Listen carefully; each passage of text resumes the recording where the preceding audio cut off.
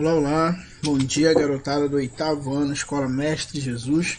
Aqui é o professor Newton de História e hoje nós vamos dar continuidade ao nosso conteúdo. Lembrando que nós estamos no capítulo 14, tá? Aí do módulo 4, Europa, movimentos do século XIX, certo? Queridos, nas últimas aulas nós conversamos aí sobre o movimento operário que vai explodir no século XIX, tendo em vista toda aquelas novas ideologias, novas maneiras de tentar se organizar a sociedade. Vimos o socialismo, vimos o liberalismo, vimos o anarquismo, né? E basicamente essas ideologias elas vão ser fundamentais para esses movimentos que vão explodir nesse período. Falamos sobre o sindicalismo, né? A posição, o objetivo dos sindicatos em meio que ser uma ferramenta conjunta de luta por melhores condições de trabalho para esses operários, por auxiliar esses operários aí no momento que eles precisem aí por questão de desemprego, por questão de saúde. Hoje nós vamos conversar sobre as revoluções de 1830 e 1840, certo? Queridos, essas revoluções ocorreram na França. E para a gente começar a falar de cada uma delas, a gente vai precisar lembrar um pouco aí do processo de Revolução Francesa, que nós vimos lá no início do ano. Então talvez você tenha um pouco de dificuldade em entender aqui essa aula por essa questão. Mas eu sempre vou estar fazendo o link com o que a gente viu lá na Revolução Francesa, certo? Fique tranquilo que você vai conseguir entender tudinho com certeza. Gente, olha só. Vocês sabem, o processo de Revolução Francesa teve início quando a burguesia, que pertencia ao terceiro estado, se revolta com o fato de só eles pagarem impostos, só eles viverem uma vida, digamos assim, não tão confortável, apesar deles terem condições financeiras favoráveis, porque gaguejei aqui, porque a França daquele período, da Revolução Francesa, tinha uma monarquia e uma estrutura social que colocava a burguesia junto com os servos, os homens livres e tudo mais, na condição de subalternos. Eram só eles que pagavam impostos, enquanto o clero e a nobreza não pagavam nada.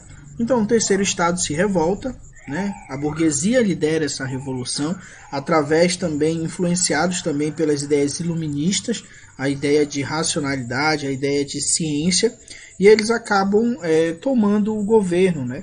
Depois de um longo processo que eu não vou explicar detalhadamente, né?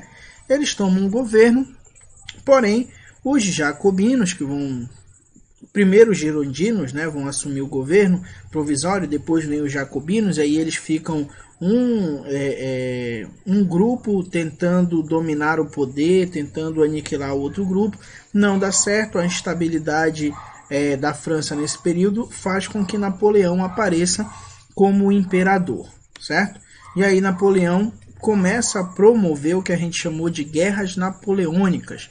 Ele vai começar a invadir outros territórios, a fazer guerra com outros países vizinhos ali para expandir o território francês. Inclusive é nessas guerras napoleônicas que o rei de Portugal, né, ele precisa, a família, a corte portuguesa, precisa fugir para o Brasil porque Napoleão decidiu invadir Portugal, que continuava comercializando com a Inglaterra.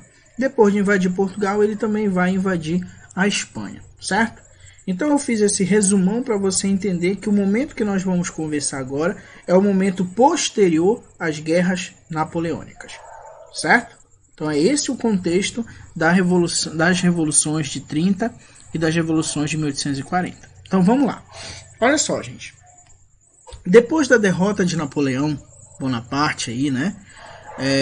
Fim das guerras napoleônicas, foi feita aí uma reunião das potências, né, europeias, que a gente chama de Congresso de Viena, né? Foi feito em 1814 e 1815. Então percebe que 15 anos depois vai estourar essas revoluções aqui, tá? Então lá no Congresso de Viena, qual era o objetivo do Congresso? Tentar reestruturar a Europa, tentar reorganizar a Europa. Porque assim, gente, a Europa estava lá tudo bem organizada. A desorganização no modelo europeu começou a partir da Revolução Francesa, onde o terceiro estado toma o poder E lembra, a monarquia absolutista na Europa era muito comum naquele período, certo? Tanto é que a gente viu que a Áustria e a Prússia tentaram acabar com a Revolução Francesa com medo de que a Revolução Francesa servisse de exemplo e os terceiros estados aí dos seus países também tomassem, o governo também fizesse uma revolução. Então, o comum na Europa naquele tempo eram as monarquias absolutistas. Esse era o modelo de governo, certo? E aí, com o início da Revolução Francesa, ela começa a desestruturar esse modelo de governo, porque vai servir de fato de exemplo para a Europa. Com as guerras napoleônicas, Napoleão bagunça ainda mais, porque cada país que Napoleão invadia, ele colocava uma pessoa próxima a ele para governar. Então, percebe que a Europa ficou totalmente desorganizada. A família portuguesa, a corte portuguesa, a coroa portuguesa estava no Brasil, não estava em Portugal. O rei da Espanha havia sido preso, tinham colocado outro para governar, tinha expandido seu território. Então Napoleão fez a maior bagunça na Europa. E o Congresso de Viena tinha como principal objetivo restaurar as antigas monarquias antes das guerras napoleônicas, restaurar as fronteiras, tá, que existiam antes das guerras napoleônicas, ou seja, que a França devolvesse aquilo que ela tinha tomado durante as guerras napoleônicas. Então, nessa tentativa de organização, inclusive, foi pedido para que o rei português retornasse para Portugal, né? E aí, nessa restauração da monarquia e tal, tudo mais, reorganização, o Congresso de Viena acabou por restaurar a monarquia na França. Peraí, o senhor está dizendo que mesmo com toda a Revolução Francesa, todo aquele processo dos jacobinos, dos girondinos, depois do Napoleão, o senhor está dizendo que eles voltaram a ser uma monarquia pelo Congresso de Viena depois? Sim, gente, voltaram, tá? E como uma tentativa de reorganizar, eles vão procurar as pessoas aí que poderiam assumir o trono francês da família francesa, que era a monarquia no período da Revolução Francesa. E aí, no caso, né, era a dinastia dos Bourbons, tá? E aí, o último monarca dessa dinastia foi o Luís XVI, que vocês lembram, ele foi guilhotinado. Lembra disso? Guilhotinado pelos jacobinos, né? Então eles vão atrás, no caso aí, quem vai passar a governar a França vai ser o irmão do Luís XVI, que foi guilhotinado. E o título dele vai ser Luís XVIII, certo? Então, o Luís XVIII, irmão do Luís XVI, o guilhotinado, embora ele tivesse conhecimento, tivesse relações com essa monarquia absolutista, o governo dele ele foi bem moderado, ele não expressou vontade de diminuir direitos da população, certo? Só que ele vai morrer, né, em 1824 e ele não deixa herdeiros diretos, não deixa filhos. E aí o escolhido para assumir o trono da França vai ser aí o irmão dele, o Carlos X, tá? Ele vai ser coroado. O Carlos X, gente, diferente do Luís XVIII, diferente do irmão dele, ele sim vai tentar ser absolutista. Então ninguém mexeu com o Luís XVIII porque o Luís XVIII assumiu o trono, mas ficou na dele, não quis ter totais poderes. Já o Carlos X não, ele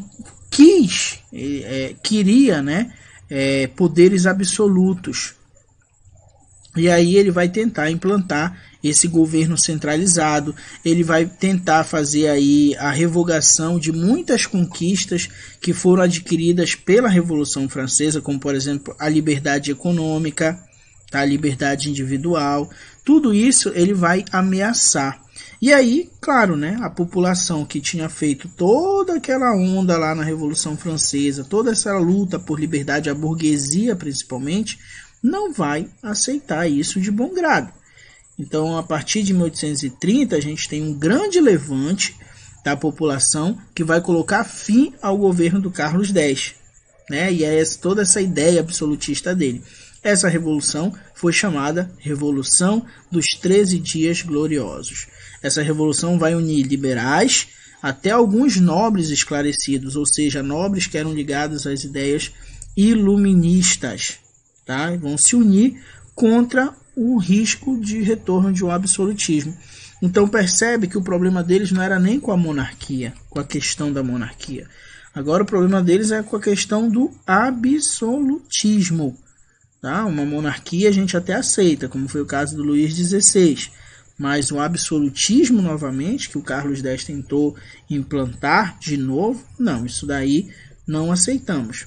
Esse é o recado aí da galera que participou da Revolução dos 13 Dias Gloriosos. Tá?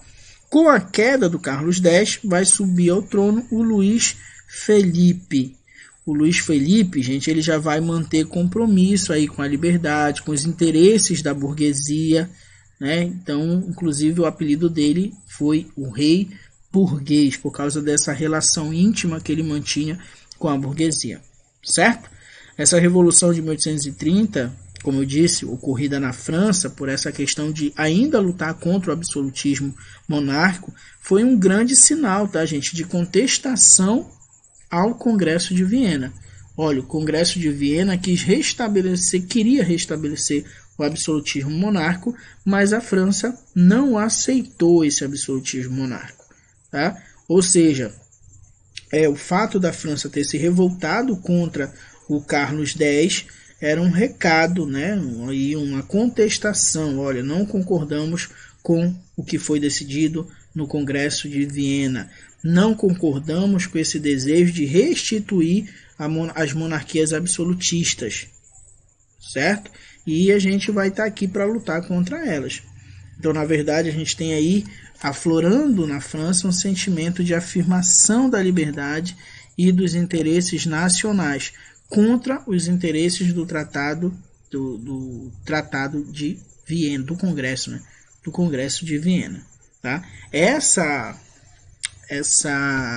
iniciativa da França, gente, vai servir de espelho para os países do continente.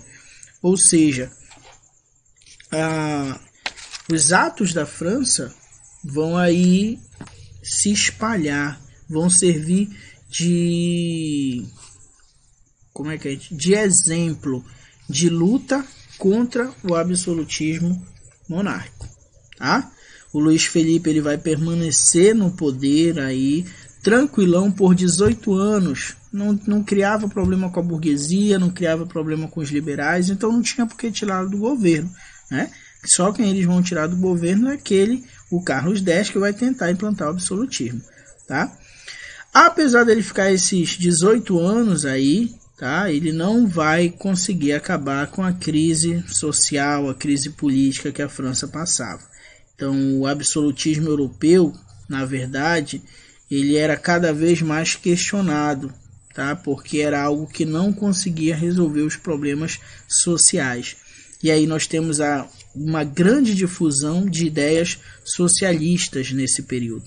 Então, ao mesmo tempo que os socialistas estão criticando na Inglaterra, por exemplo, a sociedade ligada ao capital, à exploração do trabalhador, na França, os socialistas aparecem criticando o absolutismo, criticando a monarquia, né, como algo que não dá conta de resolver os problemas da sociedade. E essa ideologia, né, do socialismo acaba se fortalecendo, principalmente em meio à população.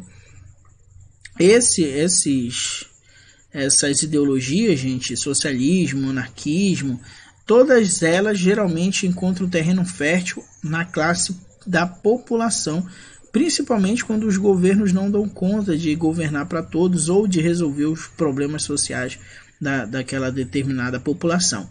Então, a Revolução de 1848, que nós vamos ver na próxima aula, ela vai ser justamente um reflexo desse fortalecimento dessas ideias socialistas aqui, certo? Então, essas ideias socialistas encontram terreno fértil na população francesa e esse terreno fértil vai gerar as revoluções de 1848. Beleza? Queridos, hoje fica para vocês exercício, deixa eu anotar aqui, exercício da página 25, exercício da página 25 e 26. 25 e 26, tá? Faça o exercício, enviem para mim, que eu vou estar enviando para vocês o feedback depois, as respostas. Se vocês não entenderam alguma coisa, se ficou algo que você não conseguiu compreender, envie sua mensagem para o meu WhatsApp, faça suas perguntas, que eu vou estar respondendo assim que possível, certo? Espero que vocês tenham entendido, espero que vocês tenham gostado. Fiquem com Deus e até uma próxima aula.